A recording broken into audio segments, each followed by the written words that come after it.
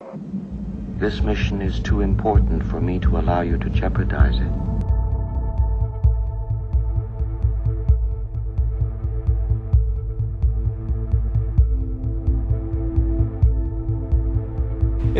Es sind nun 2 Jahre, seit die Welt das Ausmaß des amerikanischen Ablauschens entdeckte.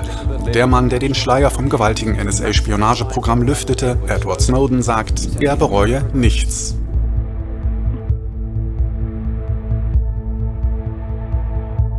NSA and the intelligence community in general is focused on getting intelligence wherever it can, by any means possible, that it believes on the grounds of sort of a self-certification that they serve the national interest. Originally, we saw that focus very narrowly tailored as foreign intelligence gathered overseas. Now, increasingly, we see that it's happening domestically. And to do that, the NSA specifically targets the communications of everyone. It ingests them by default. It collects them in its system, and it filters them, and it analyzes them, and it measures them, and it stores them for periods of time, simply because that's the easiest, most efficient, and most valuable way to achieve these ends. It's only going to get worse until eventually there will be a time where policies will change, because the only thing that restricts the activities of the surveillance state are policy.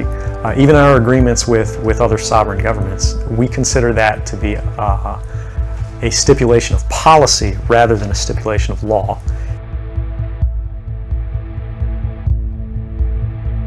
It's official. The USA Freedom Act is now law after President Obama signed it late Tuesday.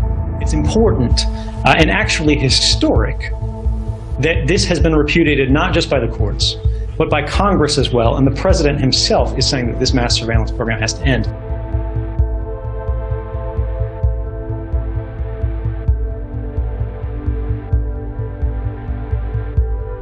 People tend not to take them very seriously and move on from them. But over time, that awareness of wrongdoing sort of builds up, and you feel compelled to talk about it. And the more you talk about it, the more you're ignored, the more you're told it's not a problem, until eventually you realize that these things need to be determined by the public, not by somebody who is simply hired by the government.